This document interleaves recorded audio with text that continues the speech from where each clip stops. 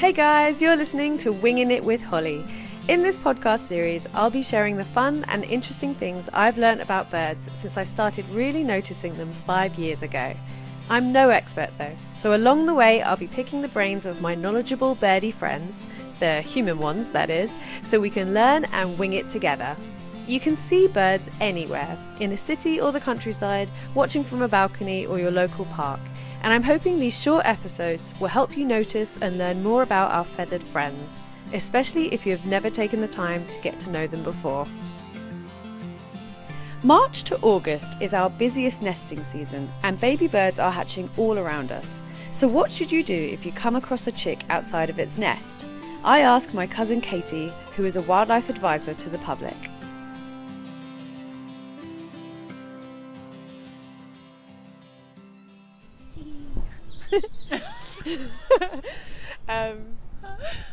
Hey guys, so I'm back in my local park with my wonderful cousin Katie, who is here to talk to me about baby birds. So we're in the thick of the season. So we've spoken in a previous podcast about nesting birds, and now is the time that actually hopefully we'll see the product of those nests. They'll start fledging soon, but actually the question I have for you is more about scenarios where the chicks have left probably prematurely or accidentally. So obviously when we say fledge, the idea is that, fledging is when a young chick has got to the age of where it can leave the nest, fly off, start life on its own, do its thing, right? Yeah. So sometimes it's really common actually for people to come across baby birds that have, say, fallen onto the ground. So basically, a question I understand that you get asked a lot working in the wildlife inquiries team at your work is, well, people call up and say, I've found a baby bird, what on earth do I do? So what do they do? What do I do? And why might that bird be there in the first place if it hasn't? Because obviously if it's fledged, it would in theory be doing well and be off on it, like flying around and stuff. So if someone's found a baby bird, it's because it's probably not meant to be there. Well, some birds, they fledge before they can actually fly. So I mean, yeah, we do get this topic a lot during the spring and summer, and actually I wouldn't be surprised if people are noticing earlier chicks because of this mild weather we've been having throughout December and January. It's been much warmer than usual, so a lot of birds have started nesting early. So yeah, I mean, if there are certain scenarios where you should do something, you shouldn't do something. So for example, obviously, springtime can bring unexpected weather, so a lot of storms we've experienced before have been in April time, which has meant nests have fallen to the ground, chicks have become dislodged, and yeah, absolutely, if a chick is either very, very fluffy, eyes haven't opened, then yeah... there's a Mr. Robin there singing away. Yeah, absolutely, it does need help. So yeah, if you ever see a baby bird on the ground which is naked, is very fluffy, obviously it doesn't have any feathers, then yeah, what you can do is contact a local wildlife rescue, and they are experts in kind of rehabilitating and raising young birds. Now, some birds decide to leave the nest before they can actually fly, so they will actually spend a lot of time on the ground. So don't worry, that is completely normal. It is seen in a lot of our garden birds, things like blue tits, grey tits, blackbirds especially, so the thrushes especially, and they will actually leave the nest because it's safer for them to be out of kind of a nest site altogether, and they will spend a good few weeks on the floor until they're basically strong enough to fly away. So in this situation, what you're saying is, are the birds that are doing this, do they look like they're ready to go? Have they got feathers or are they fluffy? So they will have feathers. For example, their tail feathers will be quite short, so they will look different to the adults who have long tails, who have kind of like very neat edges to their wings. They may still have some fluff on their head. But these birds, there's nothing actually wrong with them. No. They're literally just, maybe they're just not in a nest, but I also assume they're just not doing anything. They're just sat there. Yeah, Are they moving? Yeah, so they will hop around on the floor. They will look very active. They'll look quite bright in the eyes. They may even be quite vocal, but that's because their parents are darting all over the place, gathering food and coming back to feed them. So although it seems a bit weird to see them kind of on the ground on their own, that's actually okay. This is just a part of a chapter of their life they have to complete. It is part of nature. No doubt the adults will be kind of looking from either trees, hedges, shrubs, and keeping an eye on them. That's absolutely normal. However, if you come across a fledgling that is obviously in quite danger, so near a road, in a road, on a pavement, then we do ask just to pick it up. It's absolutely fine to touch baby birds. The parents won't abandon them. Oh, I didn't know. Know Yeah. that, actually. So quite a few people are concerned if they touch it, then it will smell of people. But that's absolutely fine. That doesn't deter the adults at all. Do birds smell? Some have much stronger smells than others. It's primarily vision that they use, and hearing as well. So yeah, I mean, don't worry, they're not like mammals. So yeah, it's absolutely fine to scoop it up, pop it in a nearby hedge, shrub or tree, and it will stay in contact with the adults. So as long as it's kind of in the vicinity of where you found it, it will be absolutely fine. So again, we're talking about the birds at the stages, the babies, where they are they basically just look like a young version of the adult. So they're feathered. They're doing okay, but they might, in terms of where you found them, they might seem like they might be in danger. Yeah. That's okay to move them somewhere safer. Yeah.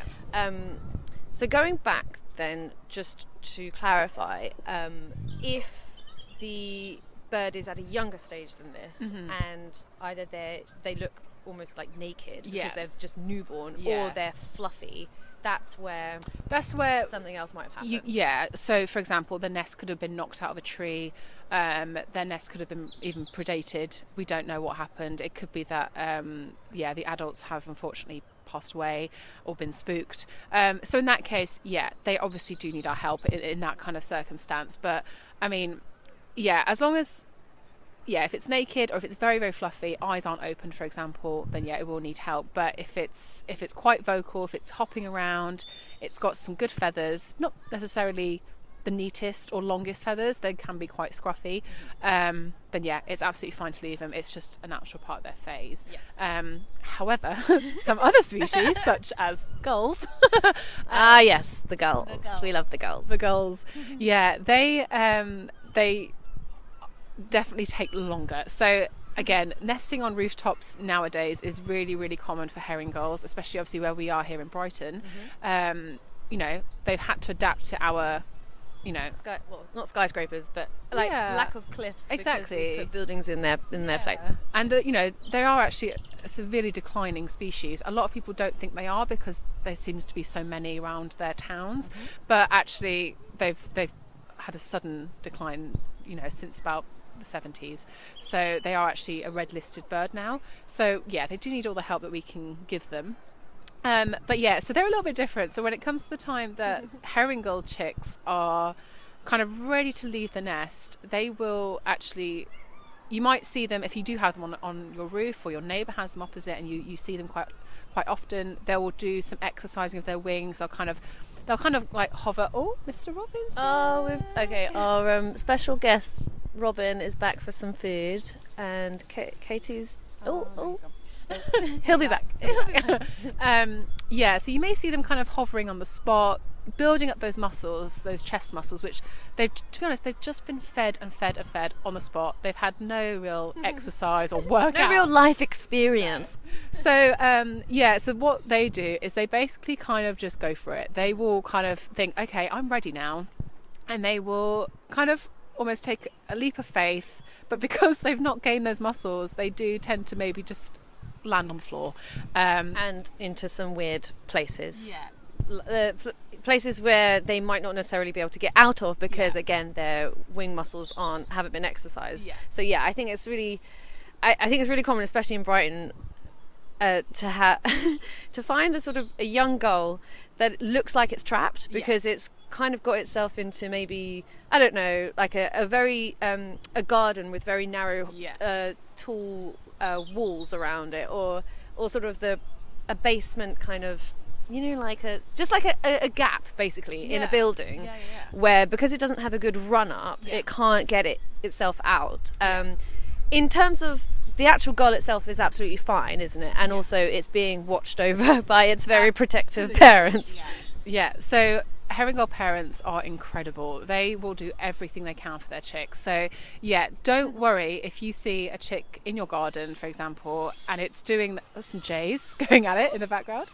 If it's doing that kind of flapping on the spot, it's honestly absolutely fine. They do let out this kind of kind of almost like a high-pitched kind of squeal, but that's just them begging for food. They will always do that. Yes, I know exactly what you mean.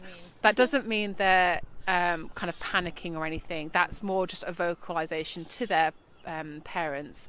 Obviously, if it is quite obviously injured, if it's been attacked by something, if it's got a dropped wing, or if it's got obviously something very wrong with it, then absolutely a rescue should step in.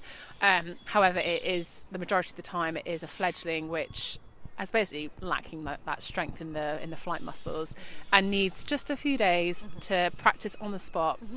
And then eventually it will gain height and take off. It doesn't want to be there. It doesn't want to cause any trouble. No. It doesn't want to be kind of on the ground for too long. But it's just nature, and it's those natural instincts. The parents would have gone through the exact same stage of life. So again, if you do see that and it's in your garden, or you see it even on the street, on the town, then it sounds like it's out on the town. Just gulls walking down Brighton out on the town. But don't worry, it's totally normal. It's likely that it'll fly off in a few days.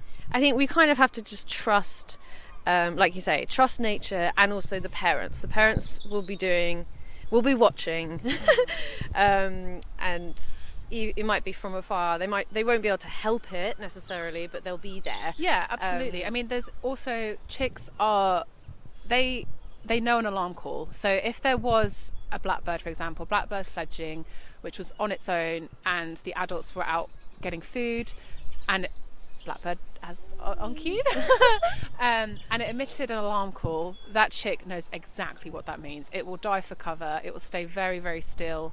And that's the way the parents are helping it. So although it does sometimes seem like they're a little bit helpless, trust nature, trust that they know what they're doing. Cool.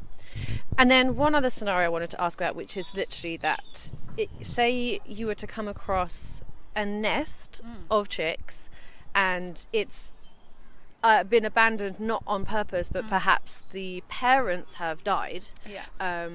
They could have been predated, or something just might have happened to them, and there's just a helpless bunch of chicks in a nest. What do you do? So that would definitely be best to contact a wildlife rescue. I think if it's obvious that, say for a robin, for example, both parents will take part in raising them. So if you haven't seen an adult come back, I mean, these adults come back all the time when they're feeding. They never stop. They are constantly coming back and forth with food. So if you notice that in your garden you know that there's a nest there and you haven't seen any activity, it's always best just to search for your local rescue and see what they would say. And it's likely that those birds could be given a second chance. It can happen, unfortunately. Some adults just don't make it. Some adults also are quite inexperienced with their first brood, so nest failures, although are very, very natural, they're very common. A lot of the time we get asked about people who've got like nest box cameras and they've got blue tits in there, for example. One day they're absolutely fine, the next day the nest has just failed, or the chicks have died, or and that can be really because the parents are inexperienced and they haven't gathered enough food, or they haven't been able to find enough food based on weather. Anything like that, it can affect the chicks. So it's nothing that you've done, or it's nothing that you're not putting out the wrong food or anything. It is sometimes nature can just take a turn like that. But if you do know an active nest, the chicks are still alive but have been abandoned, then absolutely you can contact a rescue and see what they say. Cool. So you do, we've been joined by the robin. Well, the robin is just kind of flittering around. Is it on the bench? No, it's gone over there. So just quickly, you do keep mentioning contacting a wildlife rescue. Yeah. What do people Google? What's the site that you would recommend people go to find their local rescue? Yeah, so a really useful one that we use is helpwildlife.co.uk. It's a really, really good directory. You can pop in your postcode and it brings up all the closest rescues to your area. Some are specialists, so some are, for example, raptor focus, so only deal with birds of prey. Some are hedgehogs only, bat rescues, for example. But a lot of the time it is people who do this out of their own time, who either volunteer or run it out of their homes, and they can also get very, very busy. So if you are unfortunately turned away, don't worry, there will be someone else that they know. But yeah, definitely an independent wildlife rescue is definitely the best option. Excellent. Thank you so much. So basically, just to very quickly conclude, because there are a couple of scenarios in this question. If you find a baby bird on the ground which looks like it's newborn, so it's almost like naked, or if it is fluffy, then contact a wildlife rescue. Yeah. If you find a nest which has been abandoned and it's got chicks inside it, and you're confident that the parents are not returning to the nest, contact a wildlife rescue. If you find a chick on the floor which looks basically just like a younger version of the parent, it's got feathers, it's hopping around, it looks totally fine. If it's in a safe place, then just don't worry, leave it to do its thing. That's just part of the process, is that sometimes they just leave the nest a little bit early, or they just leave because they need to start working those muscles. And the parents, you can be confident that the parents will be around keeping an eye on it. Yeah. If in that same situation it's in a place where you think it might be in danger, perhaps a predator nearby, or it's near the road, then do feel free to move it somewhere safe, a tree or a hedge. And if you're lucky enough to live in Brighton and you come across a herring gull, which I have to say people around here tend to be know as seagulls, if it basically again is just a feathered young looking version of a gull and it's just having a bit of trouble getting out of somewhere, don't worry, this again is part of the process. It needs to exercise its wings, and but it just needs a bit of time to get out of some sticky situations. Does that all sound good? Yeah, sounds great. Amazing. Thank you so much, Katie, and we're going to have you back again soon. Bye. Thank you for listening to this episode. Don't forget to subscribe if you haven't already, and if you have any birdie questions you'd like me to explore in this podcast, you can get in touch via my Instagram @WingingItWithHolly.